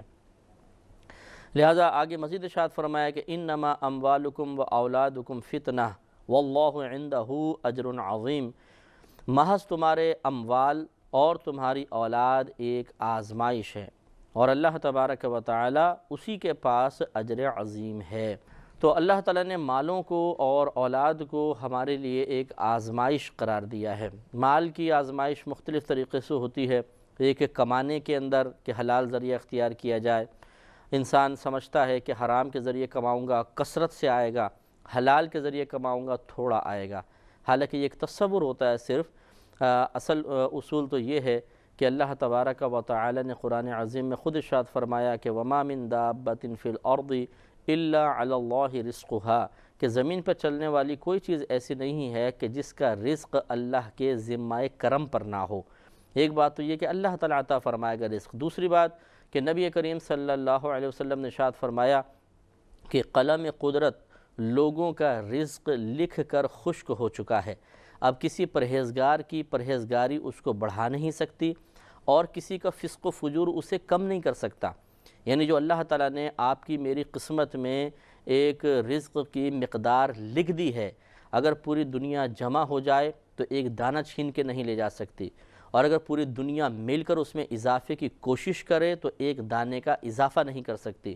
جب یہ بات کنفرم ہو گئی ہے کہ نبی کریم صلی اللہ علیہ وسلم نے ارشاد فرما دیا کہ رزق کی تقسیم تو پہلے ہی ہو چکی ہے، تو اب اس رزق کو بس حاصل کرنا ہے، اس کے لیے ہمیں کسب اور کوشش کا حکم دیا گیا ہے۔ اب ہم جتنی بھی کوشش کر لیں، چاہے حلال ذرائع سے کریں چاہے حرام ذرائع سے، ایک بات تو یہ کہ اتنا ہی رزق ملے گا جتنا اللہ نے قسمت میں لکھا ہے، اس سے زیادہ کوئی لے نہیں سکتا، اس سے کم کوئی کر نہیں سکتا، کیونکہ اگر زیادہ یا زیادتی یا کمی کا ہم عقیدہ رکھیں گے تو اس کا مطلب یہ ہوگا کہ اللہ تبارک و تعالیٰ کے فیصلے کو بدلنے کا ہم نے عقیدہ رکھ لیا کہ ہاں میری کوشش اللہ کے فیصلے کو بدل سکتی ہے، یا لوگوں کی طرف سے مخالفتیں یا میرے رزق میں تنگی کرنا اللہ کی تقسیم کو بدل سکتا ہے، اور یہ بالکل غلط ہے۔ لا تبدیل لکلمات اللہ، اللہ کے کلمات کبھی بدلتے نہیں ہیں۔ لہٰذا اب یہ سوچنا چاہیے کہ جتنا رزق میری قسمت میں وہ تو ملنا ہی ہے، تو پھر کیوں نہ میں حلال ذرائع اختیار کروں کہ ملے گا تو ضرور، اور اتنا ہی ملے گا جتنا اللہ نے میری قسمت میں لکھا۔ لیکن یہ ہماری طبیعت کی جلد بازی ہوتی ہے کہ ہم حرام ذرائع اختیار کر کے اپنا وہی رزق جو اللہ نے پہلے ہماری قسمت میں لکھا ہوا ہے اپنی شامت اعمال کی بنا پر ناجائز طریقے سے حاصل کرنے کی کوشش کرتے ہیں اور یوں گناہ کے مرتکب ہو جاتے ہیں۔ لہٰذا مال کی ایک آزمائش تو اس کو حاصل کرنے کے وقت ہوتی ہے، یہ مال کی طرف سے ایک آزمائش ہے۔ دوسرا، جب مال ہمارے پاس آ جاتا ہے اور بینک بیلنس بن جاتا ہے، اب اسے صحیح مقام پہ خرچ کرنا، صحیح لوگوں تک پہنچانا، پھر غریبوں تک پہنچانا، اس میں سے حقوق ادا کرنا، ماں باپ کا، بہن بھائیوں کا، بیوی بچوں کا، محلے والوں کا، غریبوں کا، کس کا کتنا حق ہے، کس انداز سے ہے، کب بنے گا، یہ معلومات حاصل کرنا ضروری ہیں۔ لیکن اس وقت بھی مال آزمائش بن جاتا ہے کہ مال کی بڑی محبت ہوتی ہے اور انسان نہیں چاہتا کہ یہ مال اس کے پاس سے جدا ہو، لہٰذا بخل غالب آ جاتا ہے۔ کروڑوں روپے زکوٰۃ کے پڑے ہوتے ہیں لیکن انسان اس لیے خرچ نہیں کرتا کہ وہ سوچتا ہے میرا مال ضائع ہو جائے گا، معاذ اللہ میرے پاس سے چلا جائے گا، حالانکہ وہ جس کا ہے اللہ تبارک و تعالیٰ نے اس کے لیے ہی اس کو پیدا کیا اور ہمیں بطور امانت دیا ہے۔ یاد رکھیں کہ ہمارے مال میں جس کا حق ہے وہ مال ہمارا ہے ہی نہیں، وہ تو اللہ تبارک و تعالیٰ نے ہمیں عطا کر دیا کہ فلاں تک پہنچاؤ، تو یہ ایک امانت ہے، اس کو تو پہنچانا پڑے گا، نہیں پہنچائیں گے تو قابل گرفت ہو جائیں گے۔ ہم اسے اپنی طرف منسوب تو کرتے ہیں کہ یہ میرا مال ہے، یہ میرا اکاؤنٹ ہے، یہ میرا بینک بیلنس ہے، لیکن حقیقتاً اس میں جس کا حق ہے وہ اس کا بینک بیلنس ہے، وہ اس کا اکاؤنٹ ہے، وہ اس کا پیسہ ہے، اور وہ اس تک پہنچے گا۔ آپ اگر نہیں پہنچائیں گے کسی نہ کسی ذریعے سے، اللہ نے تو پہنچانا ہی پہنچانا ہے، آپ اگر نہیں پہنچائیں گے تو آپ گنہگار ہو جائیں گے۔ بس معاملہ یہ ہے کیونکہ آپ کو حکم تھا کہ آپ اس مال کو مستحق تک پہنچا دیں، یا ایسے ذرائع تک پہنچائیں کہ جو مستحق تک پہنچانے کا وسیلہ بن جائیں۔ تو یوں بعض اوقات مال کی موجودگی آزمائش بنتی ہے، پھر جب انسان مال خرچ کرتا ہے تو ایک آزمائش کا اس کو سامنا کرنا پڑتا ہے۔ حلال جگہ ہی کرنا ہے، اخلاص کے ساتھ ہی کرنا ہے، درست مقام پہ خرچ کرنا ہے، تو درست مقام کا تعین اور پھر اخلاص، یہ بہت ہی مشکل کام ہوتا ہے، ایک بہت بڑی آزمائش ہے، کیونکہ انسان عموماً فضولیات میں، حرام کاموں میں پیسہ خرچ کرنا زیادہ پسند کرتا ہے اور بلا دریغ پیسہ خرچ کرتا ہے، اور اس کے بعد نام و نمود کی خواہش اتنی غالب ہوتی ہے کہ وہ مر جانا پسند کر لے گا شاید، لیکن مال کو اخلاص کے ساتھ دینا پسند نہیں کرے گا۔ جب تک 10 آدمیوں کو سنانا دیا جائے اشارتاً، کنایتاً یا واضح طور پہ صراحتاً، تب تک قلب کو سکون ہی نہیں ملتا ہے۔ 10 کو بتاتے ہیں جو فلاں ادارے میں فلاں صاحب کو ہم نے اتنا پیسہ دیا، فلاں ادارے میں اتنا پیسہ دیا، فلاں کو غریبوں کی ہم نے اتنی امداد کی، فلاں جگہ اتنے کھانے کھلا دیے، فلاں جگہ اتنی دیگیں پکوا دی، فلاں کو ہم نے گھر لے کر دے دیا، اتنے میں نے عمرے کروائے، اتنے میں نے حج کروائی، وغیرہ وغیرہ، پوری تفصیل اپنی سنا دی جاتی ہے، اور اس سنانے کے ذریعے ایک حظ نفس حاصل ہوتا ہے، ایک مزہ حاصل ہوتا ہے، ایک بڑے پن کا احساس جو لذت لے کر آتا ہے وہ احساس حاصل ہوتا ہے، لیکن اس سے ثواب میں کمی ہو جاتی ہے۔ تو اس طرح مال مختلف انداز سے ہمارے لیے ایک آزمائش بنتا ہے، اور اللہ نے فرمایا کہ تمہاری اولاد بھی تمہارے لیے ایک آزمائش ہے۔ وہ اس کی تفصیل تقریباً ہو گئی کہ اولاد کی آزمائش کئی لحاظ سے ہوتی ہے۔ ایک تو یہ کہ اس کی اچھی تربیت کرنی ہے، اس کی آخرت بہتر بنانے کے لیے آپ کو ذمہ داری دی گئی ہے۔ یا ایھا الذین آمنوا قوا انفسکم واہلیکم نارا وقودھا الناس والحجارہ، کہ اے ایمان والو اپنی جانوں کو اور اپنے گھر والوں کو جہنم کی اس آگ سے بچاؤ جس کا ایندھن آدمی اور پتھر ہیں۔ یہ ہماری ذمہ داری ہے کہ بیوی بچوں کو جہنم کی آگ سے بچا کر جنت کا راستہ دکھائیں، انہیں گناہ سے بچائیں، علم دین سکھائیں، نیک اعمال کی ترغیب دیں، یہ ذمہ داری ہے۔ تو یہ اولاد کی طرف سے ایک اولاد کو فتنہ فرمایا گیا، فتنہ من آزمائش، کہ یہ شوہر کے اوپر آزمائش ہے کہ اس کو تربیت کرنی ہے۔ پھر وہی بات کہ اولاد کے بیجا مطالبات پورے نہیں کرنے ہیں، وہ حرام کی خواہش کریں تو چاہے وہ ناراض ہوتے ہوں، کچھ بھی ہو، انہیں حرام چیز لا کر نہیں دینی ہے۔ اس اعتبار سے اولاد بہت بڑی آزمائش بن جاتی ہے، اس پر تفکر کرنا چاہیے اور اس آزمائش پر پورا اترنے کی کوشش کرنی چاہیے، اور اللہ تبارک و تعالیٰ اس کے پاس اجر عظیم ہے۔ یہ اشارہ فرما دیا اس کی طرف کہ مال اور اولاد اگرچہ اپنے اندر ایک اٹریکشن رکھتے ہیں، ان سے ایک قلبی سکون حاصل ہوتا ہے، ذہنی سکون حاصل ہوتا ہے، دنیا میں عزت اور مقام حاصل ہوتا ہے، لیکن چاہے کچھ بھی ہو، اللہ تعالیٰ کے پاس جو کچھ جمع ہے وہ اس سے کہیں بہتر ہے۔ لہٰذا یہ اشارہ کیا جا رہا ہے کہ اللہ تعالیٰ کے پاس موجود جو آخرت میں اللہ نے تیار کر رکھا ہے اس پہ نظر رکھ کر کبھی بھی ایسا نہ ہو کہ یہ تمہارا مال اور تمہاری اولاد اس آخرت سے غافل کر دے۔ یہ انسان کی بہت بڑی بدبختی ہوتی ہے کہ وہ اپنے پاس موجودہ مال یا موجودہ قوت پر زیادہ بھروسہ رکھتا ہے، اور آخرت میں جو اللہ تبارک و تعالیٰ کے پاس موجود ہے اس پہ کم توجہ ہوتی ہے، لہٰذا وہ اسی دنیا کے اندر مشغول رہتا ہے اور آخرت کی تیاری سے اکثر غافل ہو جاتا ہے۔ تو آگے فرمایا کہ فاتقوا اللہ، پس اللہ تبارک و تعالیٰ سے ڈرو، مستطعتم، جتنا تم سے ہو سکے، جتنی اللہ تبارک و تعالیٰ نے تمہیں استطاعت دی ہے اتنا تم اللہ سے ڈرو۔ یہ استطاعت بہت مختلف انداز سے مختلف ہوتی ہے، مثال کے طور پر علمی طور پہ استطاعت حاصل ہوتی ہے، جتنی اللہ کی معرفت زیادہ ہوگی خوف خدا زیادہ ہوگا۔ چنانچہ جس کی جتنی حیثیت ہے، ایک عوام میں سے جتنا اس نے اللہ کے بارے میں سنا، اس کے عذاب کے بارے میں سنا، اسے چاہیے اتنا وہ ڈرے۔ ایک عالم دین ہے جس نے بہت ڈیپلی مطالعہ کیا ہے، اسے دنیا اور آخرت کے بہت سارے امور پر اللہ تبارک و تعالیٰ نے معرفت والا بنا دیا ہے، وہ اس سے زیادہ ڈرنا چاہیے۔ یہی وجہ ہے کہ ہمارے نبی کریم صلی اللہ علیہ وسلم اور دیگر انبیاء علیہم السلام بہت زیادہ اللہ کا خوف رکھا کرتے تھے، حالانکہ وہ معصوم عن الخطا تھے، وہ قطعی طور پہ جنتی تھے، اس کے باوجود وہ اللہ سے ڈرا کرتے تھے۔ یہ اس بات کی علامت تھی کہ جس کی معرفت جتنی زیادہ ہوتی ہے وہ اللہ تعالیٰ کو اتنا ہی خوف رکھتا ہے۔ اسی طریقے سے بعض اوقات ایسا ہوتا ہے کہ انسان کسی ایسے مقام پر پھنس جاتا ہے کہ جس میں اسے مطلب خوف کی ظاہری علامات اختیار کرنا مشکل ہو جاتا ہے۔ مثلا خوف خدا کا تقاضا یہ ہے کہ انسان کوئی خطا نہ کرے۔ اب لیکن بعض اوقات ایسا ہوتا ہے، مثال کے طور پہ ایک افسر ہے، وہ کسی کی غیبت کر رہا ہے، برائی کر رہا ہے، اور اس کو یقین ہے کہ اگر میں اس کو افسر کو روکوں گا، یہ اس مقام سے اٹھ کر چلے جاؤں گا تو یہ ناراض ہو جائے گا، سیخ پا ہو جائے گا اور مجھے بہت سارے فائدوں سے محروم کرے گا یا نقصانات کا سامنا کرنا پڑے گا۔ اس وقت نبی کریم صلی اللہ علیہ وسلم کا یہ فرمان بہت ہی بہترین رہنمائی فراہم کرتا ہے کہ اگر کسی مقام پہ گناہ ہو رہا ہو اور کوئی اس جگہ موجود ہے اور دل میں اس کو برا جان رہا ہے تو وہ ایسا ہے جیسے وہاں موجود ہی نہیں۔ اب ایک مجبوری کی صورت ہے، کیا کرے انسان؟ ایسے اگر آپ لانگ روٹ پہ جا رہے ہوں یا ویسی جو ویگن بسوں میں سفر کرتے ہیں وہ جانتے ہیں کہ بعض اوقات بس میں ویگن میں گانے چلا دیے جاتے ہیں۔ اب ایک آدمی پسند نہیں کر رہا کہ گانے ہوں، شرعاً ممنوع ہے، فحش اشعار ہیں، میوزک بھی ہے، اب وہ کیا کرے؟ یا تو وہ اتر جائے، اچھا اترے تو پھر دوسری بس ویگن اس میں بھی یہی ہے، تیسرے میں چڑھے گا اس میں بھی یہ ہے، تو کیا کرے گا؟ تو یہاں پر اب یہ نہیں ہے کہ جو بیٹھا رہے تو اسے کہا جائے گا کہ جی حضرت آپ کے چہرے پہ داڑھی، آپ بالکل خوف خدا نہیں رکھتے ہیں، گانے چل رہے ہیں اور آپ بیٹھے ہوئے ہیں۔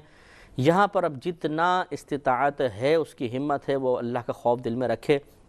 یعنی دل میں ڈرتا رہے،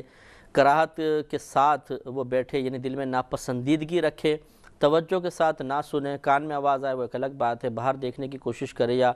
ذکر الہی کرے، درود شریف پڑھے، کسی بھی طریقے سے توجہ کو ہٹانے کی کوشش کرے تو انشاءاللہ اس کو بہت ہی ثواب ملے گا۔ لیکن ضمناً یہ بات عرض کر دوں کہ اگر بالفرض باوجود ان تمام کوششوں کے طبیعت کو ایک حظ، ایک مزہ، ایک لذت حاصل ہو رہی ہو، کیونکہ یہ ہوتا ہے کہ طبیعت چاہے کتنی کراہت کرے لیکن اگر میوزک وغیرہ چل رہا ہے تو ایک نشاط سا پیدا ہوتا ہے، اسی لیے اس کو سننا، گانے وغیرہ سننا، میوزک سننا منع رکھا ہے کہ یہ دل میں نفاق کو پیدا کرتا ہے، غفلت کو پیدا کرتا ہے، اللہ کی طرف سے توجہ ہٹتی ہے۔ تو اس لیے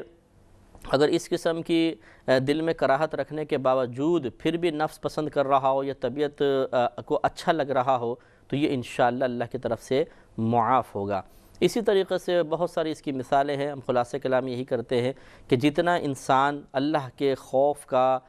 کی علامات کو اختیار کر سکتا ہو، اللہ کا خوف دل میں رکھ سکتا ہو، اسے چاہیے کہ اللہ سے ڈرتا رہے۔ وَاسْمَعُوا، اور تم غور سے سنو، یعنی نبی کریم صلی اللہ علیہ وسلم کے فرمان کو غور سے سنو، وَأَطِيعُوا، اور حکم مانو، اطاعت کرو، اللہ کا حکم مانو، اس کے رسول کریم صلی اللہ علیہ وسلم کا حکم مانو، جن کو اللہ نے تم پر حاکم مقرر کیا ان کا حکم مانو۔ اس میں حاکم اسلام بھی آ جائے گا، یا گورنمنٹ جو قانون بناتی ہے یا جو بھی حکم دیتی ہے جو دائرہ شریعت میں ہو، شریعت کے بالکل خلاف نہ ہو، ان سب میں اطاعت واجب ہے۔ اسی طریقے سے بیوی کو شوہر کی اطاعت واجب ہے جب تک وہ اللہ تبارک و تعالیٰ کے احکام کے مطابق حکم دے، شریعت کے دائرے میں رہ کر حکم دے۔ اسی طرح اولاد کو اپنے والدین کی اطاعت، چھوٹے بھائی بہنوں کو بڑے بھائی بہنوں کی اطاعت، استاد کی، پیر کی، شیخ کی اطاعت، عالم اور مفتی کی اطاعت، یہ عوام کے لیے ضروری ہے۔ وَأَنفِقُوا، اور تم خرچ کرو، خَيْرًا لِأَنفُسِكُمْ، اور اللہ کے راہ میں خرچ کرو، یہ بہتر ہے، یعنی اپنی ذات کی بہتری کے لیے تم اللہ تعالیٰ کے راہ میں خرچ کرو۔ گویا کہ اگر ہم اللہ تبارک و تعالیٰ کے راستے میں کچھ خرچ کرتے ہیں، انفاق فی سبیل اللہ جس کو کہا جاتا ہے، تو اس میں کوئی اللہ تبارک و تعالیٰ کو فائدہ نہیں ہوتا، وہ اس کا محتاج نہیں، حاجت مند نہیں، وہ تو بے پرواہ، بے نیاز ہے، اس کا فائدہ ہماری ہی ذات کو پہنچتا ہے۔ لیکن اللہ تبارک و تعالیٰ کی بڑی شان ہے، بڑا کرم ہے کہ اس نے ابھی اگلی آیات میں آپ دیکھیے گا کہ اسی نے مال دیا، اس کی راہ میں اگر خرچ کریں گے فائدہ ہمیں پہنچے گا، لیکن اللہ تبارک و تعالیٰ اسے اپنے لیے ایک قرض قرار دے رہا ہے، اور جب انسان قرض لیتا ہے تو وہ لوٹانا بھی ہوتا ہے۔ یہ اشارہ فرما رہا ہے آگے اگلے آیات میں اللہ تبارک و تعالیٰ کہ جو تم اللہ کے راہ میں اسی کے دیے ہوئے سے خرچ کرو گے، اللہ تعالیٰ تمہیں ضرور اس کا بدلہ عطا فرمائے گا۔ چنانچہ وَأَنفِقُوا اور خرچ کرو خَيْرًا لِأَنفُسِكُمْ اپنے فائدے کے لیے تم خرچ کرو. وَمَنْ یوق جو اپنی جان کے لالچ سے وَمَنْ یوق شُحَّ نَفْسِهِ جو اپنی جان کے لالچ سے بچایا گیا فَأُولَئِكَ هُمُ الْمُفْلِحُونَ تو وہی فلاح پانے والے ہیں. اپنی جان کے لالچ سے بچایا گیا، اس کا مطلب یہ ہے کہ ایسی اپنی ذات کے ساتھ محبت رکھنا، اور ذات میں پھر وہ تمام چیزیں آ جاتی ہیں جو ذات سے تعلق رکھنے والی ہیں، بیوی بھی ہے، بچے ہیں، ماں باپ ہے، گھر بار ہیں، دوست احباب ہیں، خود اپنی ذات ہے. ایسا نہ ہو کہ ان کی محبت میں گرفتار ہو کر انسان اس مقام پہ بھی خرچ نہ کرے جہاں شریعت نے خرچ کرنے کا حکم دیا اور بخل میں مبتلا ہو جائے، یہ بدبختی ہے. تو اللہ نے فرمایا کہ جو اپنی ذات کے لالچ سے بچایا گیا، یعنی ایسا لالچ جو اللہ تعالیٰ کی راہ میں خرچ کرنے سے روک دے، اس سے اگر بچا لیا گیا فَأُولَئِكَ هُمُ الْمُفْلِحُونَ تو یہی لوگ فلاح پانے والے ہیں. یہ بہت بڑی بات ہے. لیکن میں پہلے بھی بارہا آپ کی خدمت میں عرض کر چکا ہوں کہ مال کا خرچ کرنا بھی وسعت علمی کا اور علم دین کے حصول کا تقاضا کرتا ہے. کون سا مال خرچ کرنا ہے، کس کس مقام پہ خرچ کرنا ہے، کس کس انداز سے خرچ کرنا ہے، اور خرچ کرنے کے بعد کس طرح کا طرز عمل اختیار کرنا ہے، یہ چار امور بہت ضروری ہوتے ہیں. کون سا مال خرچ کرنا ہے؟ صرف حلال مال خرچ کرنا ہوگا. اگر حرام قطعی مال خرچ کیا، حرام قطعی سے مراد کہ جس کا حرام ہونا قرآن نے واضح طور پہ بیان کر دیا، جیسے سود ہے، چوری ہے، ڈاکہ ہے، اسے اگر ثواب کی نیت سے خرچ کیا تو فقہا نے اس کو کفر لکھا ہے. تو دیکھیے اب اگر کوئی حرام کماتا ہے، مثلا سود کمایا اور اس نے اللہ کی رضا کی خاطر معاذ اللہ ثم معاذ اللہ ایک مسجد بنا دی، غریبوں کی امداد کی، دل میں نیت یہ کہ اللہ مجھ سے راضی ہو جائے، بظاہر وہ بڑا اچھا کام کر رہا ہے اپنی دانست میں، لیکن یہ ایک بہت بڑی بے ادبی ہے جو اسے کفر تک پہنچائے گی. کیونکہ حضرت سفیان ثوری رحمۃ اللہ علیہ نے ارشاد فرمایا کہ اللہ تبارک و تعالیٰ کے راہ میں حرام مال خرچ کرنے کی مثال بالکل ایسے ہے کہ جیسے کوئی کسی ناپاک کپڑے کو پیشاب سے پاک کرنے کی کوشش کر رہا ہو. تو یقینی سی بات ہے کہ وہ پاک تو نہیں ہوگا، وہ تو اور زیادہ ناپاک ہوگا، اس کی ناپاکی اور گندگی میں اضافہ ہوگا. تو اسی طرح اللہ تعالیٰ کی بارگاہ میں ناپاک اور گندا مال پیش کرنا، اس کو اب یوں بھی سمجھ سکتے ہیں کہ ایک بہت بڑے افسر جس کے اشارے کے اوپر لوگوں کو جان سے مار دیا جاتا ہے، نوکریوں سے معزول کر دیا جاتا ہے، جیلوں کے اندر سڑا دیا جاتا ہے، اور اس کے پاس آپ جا کر ایک خوبصورت سے ڈبے کے اندر ایک تحفہ پیش کریں، لیکن وہ تحفہ کیا ہو، آپ گندگی اٹھا کے اس میں ڈال دیں، اوپر سے اچھی طرح پیک کر کے اس کو دیں، وہ کھولے تو بدبو اور گندگی. تو بتائیے کہ یہ بے ادبی ہے کہ نہیں؟ اس پر انعام ملے گا یا سزا؟ تو اسی طریقے سے جو یہ سڑا ہوا گندا اور حرام مال ہے، اسے اللہ کے راہ میں دینے کا مطلب بالکل ایسا ہے جیسے بارگاہ الہی میں گندی چیز کو پیش کر دینا، اور یہ بے ادبی کفر تک پہنچائے گی. تو اس لیے حلال مال ہی خرچ کرنا ہوگا. کس کس جگہ خرچ کرنا ہے یہ بھی بڑا علم کا تقاضا کرتا ہے. سب سے پہلے یہ دیکھیں کہ اللہ تعالیٰ اور اس کے رسول نے کہاں کہاں خرچ کرنے کا حکم دیا. مثلا زکوٰۃ ہے، فطرہ ہے، قربانی ہے، حج ہے، اس کے علاوہ پھر بیوی بچوں کے نان نفقے مقرر کیے ہیں، جو محتاج لوگ ہیں ان کے پھر نان نفقے مقرر کیے ہیں. یہ سب آپ کو جاننا ہوگا کہ کہاں کہاں مجھے خرچ کرنا ہے اور کتنی کتنی مقدار میں خرچ کرنا ہے، یہ بھی ضروری ہوتا ہے. مثلا زکوٰۃ کس طرح نکالنی ہے، کتنی مقدار میں نکالنی ہے، کس کس مال پہ زکوٰۃ بنے گی، اور کس طریقے سے مجھے اس کو ادا کرنا ہے، اور ادا کرنے کے بعد پھر کیا کیا احتیاطیں کرنی ہیں. اللہ تبارک و تعالیٰ نے واضح طور پہ قرآن میں ارشاد فرمایا کہ لا تبطلوا صدقاتکم بالمن والاذی، کہ اپنے صدقات کو احسان جتا کر اور اذیت پہنچا کر ضائع مت کرو. یہ ضائع ہو جاتے ہیں. احسان جتا کر مثلا آپ نے بعد میں کسی کو کوئی زکوٰۃ وغیرہ دے کے کاروبار کروا دیا، قرضہ اتار دیا مثلا، اب وہ کبھی ملتا ہے تو آپ 10 کے سامنے احسان جتاتے ہیں اس کے اوپر کہ تم وہی تھے نا جو قرضوں کے اندر بال بال تمہارا گرفتار تھا، میں نے تمہیں نکالا ہے. یہ احسان ہے. اور دل آزاری کا سبب بننا، جیسے یوں براہ راست احسان نہ جتائیں، لیکن جیسے محفل میں بیٹھے میرے رشتہ داروں کے پاس، تو اگر کوئی شخص کسی کی مالی امداد کی ہے، وہ آیا تو بیٹھے رہے، دوسرے کوئی آیا تو کھڑے ہو رہے ہیں، لیکن وہ آیا تو چھوڑو جی، اس کو تو ہم نے امداد کی ہے، یہ ہمارے لیے کھڑا ہو، ہم کیوں اس کے لیے کھڑے ہوں.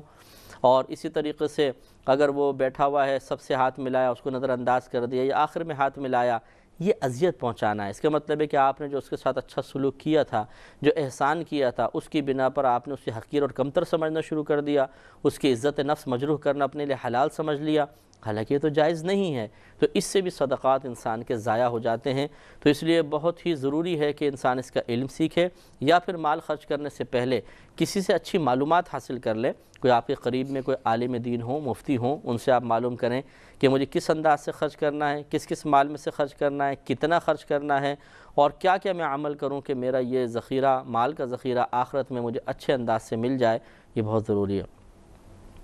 آگے ارشاد فرمایا کہ ان تقرضوا اللہ قرضا حسنا، اگر تم اللہ تبارک و تعالی کو اچھا قرض دو گے، یضاعفہ لکم، تو وہ تمہارے لیے اس کو 2 گنا کر دے گا، ویغفر لکم، اور تمہیں بخش دے گا، واللہ شکور حلیم، اور اللہ تبارک و تعالی قدر فرمانے والا، حلم والا ہے، بردباری والا ہے، قوت برداشت رکھنے والا ہے۔ تو یہ اللہ تبارک و تعالیٰ کی طرف سے بہت ہی بڑی کرم نوازی کہ اس نے ہی ہمیں مال دیا، پھر اگر اس کو مال کو ہم اللہ کے راہ میں خرچ کریں تو اس کو قرض حسنہ سے تعبیر کیا، اچھا قرض۔ اور آپ کو پتہ ہے قرض لوٹایا جاتا ہے، اور لوٹانے کا بہترین انداز یہ ہوتا ہے کہ جتنا لیا ہے اس سے زیادہ دے دیا جائے، بشرطے کہ مشروط نہ ہو۔ اگر مالی معاملہ کرتے ہوئے مثلاً آپ نے 1,00,000 روپے کسی کو قرضہ دیا اور اسی وقت مشروط ٹھہرا لیا کہ آپ مجھے 1,15,000 واپس کریں گے، تو یہ تو سود بنے گا۔ لیکن اگر آپ نے 1,00,000 دی اور فرمایا کہ چلو ٹھیک ہے 1 مہینے بعد مجھے 1,00,000 واپس کر دینا، اور وہ شخص واپس کرتے ہوئے اپنی طرف سے آپ کو 10,000 15,000 20,000 روپے زائد دیتا ہے، تو یہ لینے میں کوئی حرج نہیں، اس کا دینا بھی اچھا ہے۔ بلکہ ہمارے نبی کریم صلی اللہ علیہ وسلم کی سنت کریمہ ہے کہ آپ نے قرض لوٹاتے ہوئے اس میں اضافے کا حکم دیا کہ اور زائد کر دو، اس کو لوٹاتے ہوئے آپ نے فرمایا اور زائد کر دو۔ تو یہ جو قرض لوٹانے کی ایک صورت ہے، یہ مستحب اور اچھی صورت ہے کہ جتنا آپ نے لیا اس کے سے زائد کو مشروط نہ ٹھہرایا جائے، اپنی مرضی سے آپ تھوڑا سا زائد دے دیں۔ تو یقینی سی بات ہے کہ اللہ تبارک و تعالی جب ایک چیز کو اپنے لیے قرض قرار دے رہا ہے تو لوٹائے گا بھی، اور جب لوٹائے گا تو یقینی سی بات ہے کہ احسن صورت کے ساتھ ہی لوٹائے گا۔ تو معلوم یہ ہوا کہ اللہ تبارک و تعالی نے جو مال ہمیں دیا، اگر ہم اس کے راہ میں خرچ کریں، اللہ نے اسے قرض سے تعبیر کیا، اور اللہ تعالیٰ اس کا بدلہ ضرور عطا فرمائے گا، اور جتنا ہم نے خرچ کیا اس سے کہیں زیادہ بہتر بدلہ عطا فرمائے گا۔ اس لیے اس وعدہ خداوندی پر اعتماد رکھتے ہوئے ہمیں خرچ کرنے میں بخل سے کام نہیں لینا چاہیے۔ رحمت کونین صلی اللہ علیہ وسلم کا فرمان عالی شان ہے کہ خدا کی قسم صدقے سے تمہارا مال کم نہیں ہوتا۔ صدقہ عربی زبان کا لفظ ہے، جس کا معنی ہوتا ہے اللہ تعالیٰ کی رضا کی خاطر کچھ خرچ کرنا، یہ صدقہ ہے۔ اور اسی کو اردو میں خیرات بول دیتے ہیں، بعض لوگ بولتے ہیں صدقہ خیرات میں کیا فرق ہے؟ خیرات اردو میں بولتے ہیں، صدقہ جو ہے وہ عربی کا لفظ ہے۔ تو اللہ تعالیٰ کی رضا کی خاطر جو کچھ خرچ کیا جائے گا، سرکار بقسم ارشاد فرما رہے ہیں۔ آپ ویسے بھی ارشاد فرماتے، آمنا صدقنا، ہم ایمان لاتے، ہم اس کی تصدیق کرتے، آپ کے فرمان پہ ہماری جان قربان، لیکن ہمارے نبی کریم صلی اللہ علیہ وسلم نے بقسم فرمایا کہ خدا کی قسم صدقہ کرنے سے تمہارا مال کم نہیں ہوگا، کیونکہ یہ تم اللہ کو دے رہے ہو، اور اللہ کا وعدہ یہ ہے کہ وہ اس کو قرضہ قرار دے رہا ہے تو اس کو ضرور لوٹائے گا، اور لوٹانے کی احسن صورت یہی ہوتی ہے کہ جتنا قرضہ دیا گیا ہے اس سے زائد لوٹایا جائے، اضافے کے ساتھ لوٹایا جائے۔ تو گویا کہ اشارہ ہے اس طرف کہ جو تم اللہ تعالیٰ کی راہ میں خرچ کرو گے، اللہ تبارک و تعالیٰ اس میں بہت برکت عطا فرمائے گا اور بہت زیادہ تمہیں عطا فرمائے گا۔ لیکن وہی بات یاد رکھیے گا، یہ اس وقت وعدہ خداوندی کی تکمیل کا ظہور ہمیں نظر آئے گا کہ جب ہم بالکل شرعی تقاضوں کے موافق خرچ کریں گے، ورنہ نہیں ہو سکتا۔ عالم الغیب والشہادت العزیز الحکیم، غیب یعنی پوشیدہ چیزیں والشہادت اور ظاہری چیزوں کو جاننے والا ہے، عزت والا، حکمت والا ہے۔ یعنی اللہ تبارک و تعالیٰ کی صفات ہیں کہ وہ عالم الغیب والشہادہ ہے، عزیز ہے، حکیم ہے۔ صدق اللہ